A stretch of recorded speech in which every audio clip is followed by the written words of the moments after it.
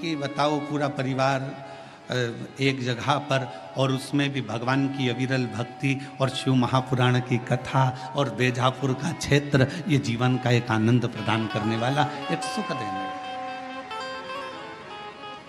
रखो। और शंकर जी के परिवार में एक चीज और है, थोड़ा सावधानी रखिएगा, सबको निभा के चलना है। जगत जननी दुर्गा भवानी बैठती है काय पर? जम के बोलो, शेर पर।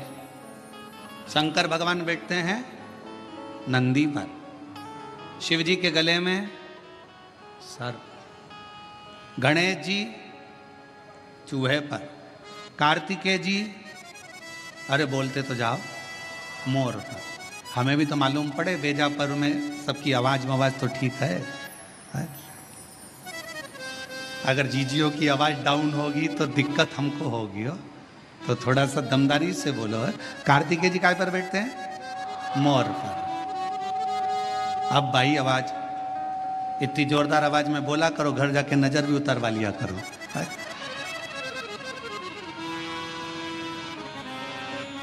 सब बैठे हैं। शिव जी नंदी पर है, मां जगत जननी दुर्गा भवानी शेर पर है। शेर नंदी को नहीं छोड़े अगर समय मिल जाए तो। सर्प चूहे को नहीं छोड़े, मोर सर्प को नहीं छोड़े, सब दुश्मन।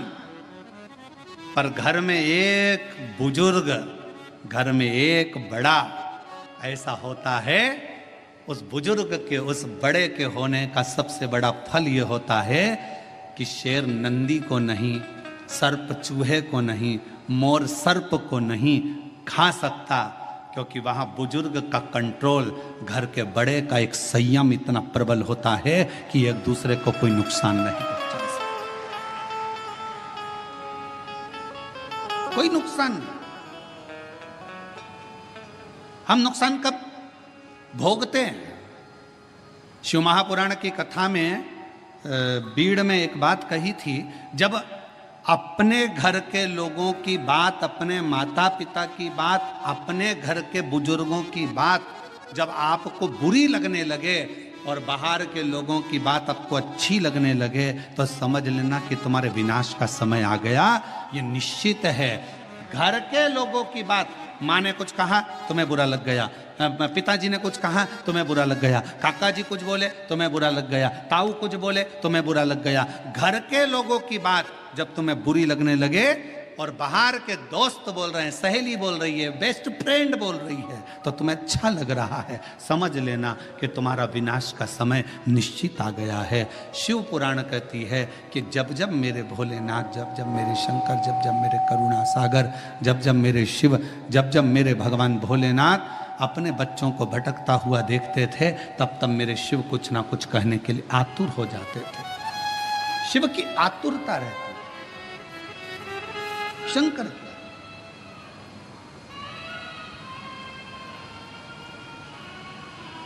शिव की आतुरता रहती और शिव शिव है। जब घर के बुजुर्ग, घर के बड़े, और कितना सुंदर संवाद आया है, देखिए शिव महापुराण में देवराज नाम के ब्राह्मण का संवाद आया। देवराज नाम के ब्राह्मण का जो चरित्र वर्णन किया गया, उस संवाद में कहा गया, शिव जी की कथा चल रही है, देवराज ब्राह्मण के घर में जन्म लेने वाला एक बालक है।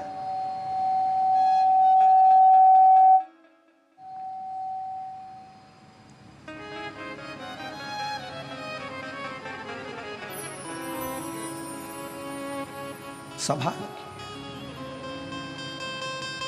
और शंकर जी की कथा चल रही है, और ब्राह्मण के घर में जन्म लेने वाला वो देवराज, जिसने कभी जीवन में कभी भगवान का भजन नहीं किया, जिसने कभी जीवन में स्मरण नहीं किया, मंत्र जाप नहीं किया, नाम जाप नहीं किया, नाम स्मरण नहीं किया, वो देवराज जो कभी भगवान की भक्ति से जुड़ा ही नहीं, कभी भगवान के भजन से जुड़ा ही नहीं, वो देवराज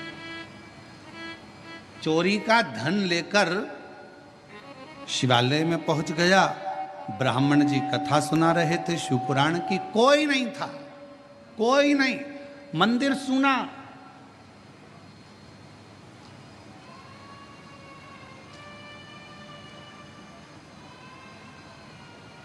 शिव महापुराण का सबसे बड़ा श्रोता कौन है?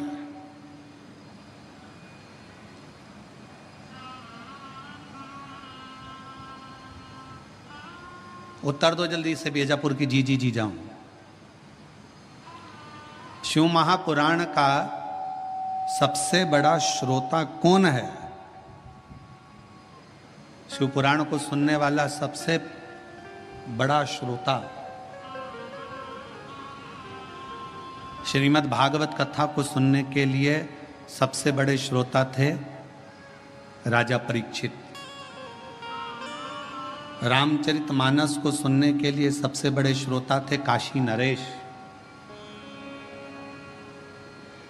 पर शिव महापुराण का सबसे बड़ा श्रोता कोई मानव नहीं, कोई मनुष्य नहीं। शिव महापुराण का सबसे बड़ा श्रोता स्वयं देव अधिदेव महादेव शंकर और पार्वती है। शिव श्रेष्ठ श्रोता बनकर बैठे हैं, श्रेष्ठ श्रोता बनकर।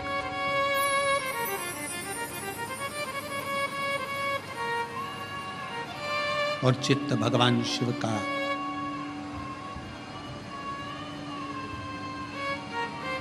जिस स्थान पर देवराज नाम का ब्राह्मण शिवालय के अंदर पहुंचा है,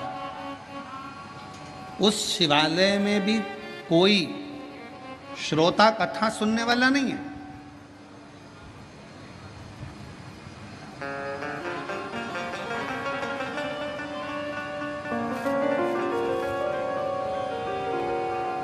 और यदि आप लोगों ने कोरोना महामारी में अगर इस शिव पुराण की कथा को ऑनलाइन सुना होगा टीवी पर, तो आपने उस समय पर भी देखा होगा, उस समय पर भी श्रवण करा होगा कि कोरोना महामारी के समय पर केवल शिव महापुराण की कथा चल रही थी और पूरा प्रांगण पूरा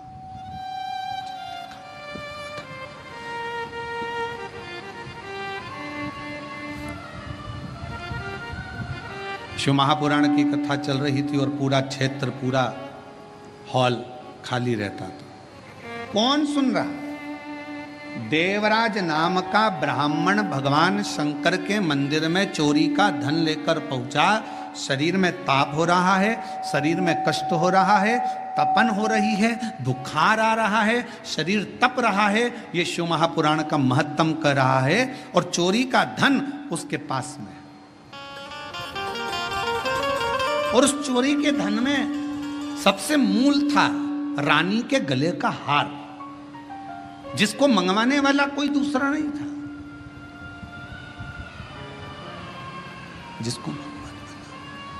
जिसको मंगवाने वाला कोई दूसरा नहीं था, जिसको मंगवाने वाली केवल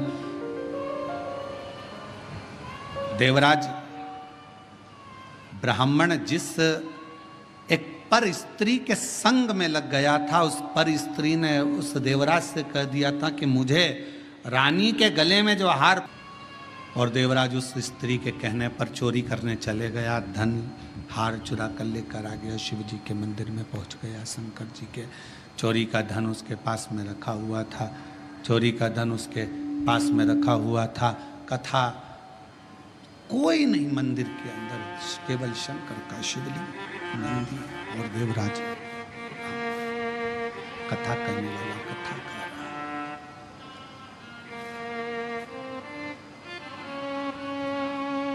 कथा करने वाला कथा कर रहा है। केवल एक ब्राह्मण बैठा है, कथा बाच रहा है, मंदिर में कोई भी नहीं। यहां तक शिव महापुराण की कथा कर रही है, जिस मंदिर में शिव पुराण की कथा देवराज चोरी का धन लेकर, जिस शंभु चोरी का धन लेकर देवराज जिस मंदिर में पहुंचा था, वहां पर जहां पर एक ब्राह्मण कथा कर रहा था, वहां पुजारी तक नहीं था। वहां पर कोई पुजारी नहीं, कोई पुजारी है ही नहीं। केवल शंकर भगवान का शिवलिंग है, नंदी है और देवराज चोरी का धन लेकर बैठा हुआ है। एक ब्राह्मण शिव महापुराण कथा का वाचन कर रहा है, कोई श्रोता में नहीं। और भगवान शंकर ने मां पार्वती जी को यह कहा है, पार्वती सुनो, जहां पर शिव महापुराण की कथा होती है, श्रवण करने के लिए जो पुरुष और स्त्री, बेटा और बेटी, नर नारी, गंधर्व, अप्सरा, देवता शिव महापुराण की कथा को अगर श्रवण करने के लिए जाते हैं तो वहां केवल संसार का मनुष्य, संसार का मानव ही नहीं रहता, वहां पर स्वयं शिव कहते हैं कि मैं और शक्ति दोनों उस कथा को श्रवण करने के लिए उस मनुष्य के रूप में पहुंच गए।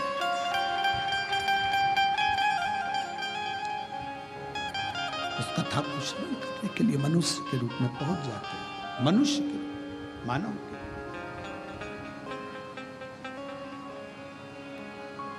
अब जितने भी श्रोता भाई बहन इस कथा को श्रवण करने के लिए आए हैं, जितने भी श्रोता भाई बहन इस कथा को सुनने के लिए आए हैं, कथा श्रवण करने के लिए बैठे हैं, तो आप सबसे निवेदन है, आप कोई साधारण व्यक्ति नहीं है, आप कोई साधारण नहीं है।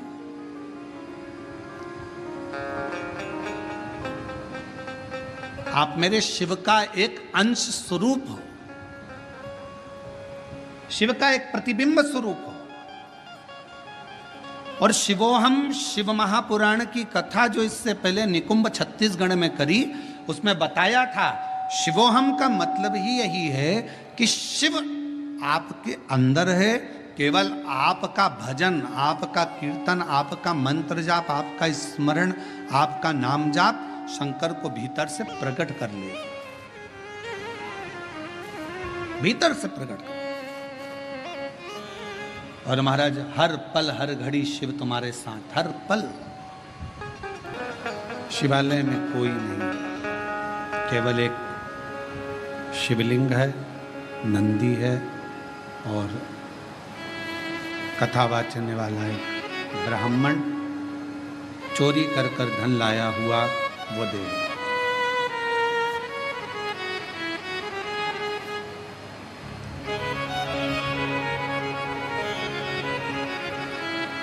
कई लोगों का एक प्रश्न रहता है, गुरुजी हम अकेले मंदिर जाते हैं, मेरे घर का मैं अकेला शिवालय जाता हूँ, पूजन करता हूँ, आराधना करता हूँ, अर्चना करता हूँ, शिव भक्ति करता हूँ, शिव आराधना करता हूँ, शिव पूजन करता हूँ, पर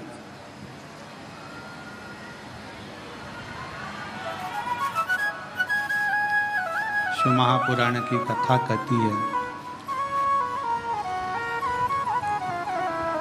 कि शंकर का जो भक्त है, शिव की जो आराधना करने वाला है, शंकर की जो स्तुति करने वाला है, वो जीवन में कभी अकेला नहीं रहता।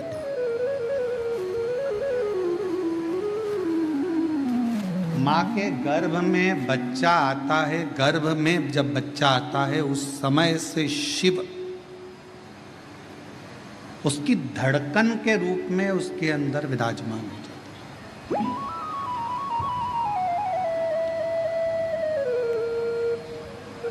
इसलिए वीर शैव लिंगायत संप्रदाय में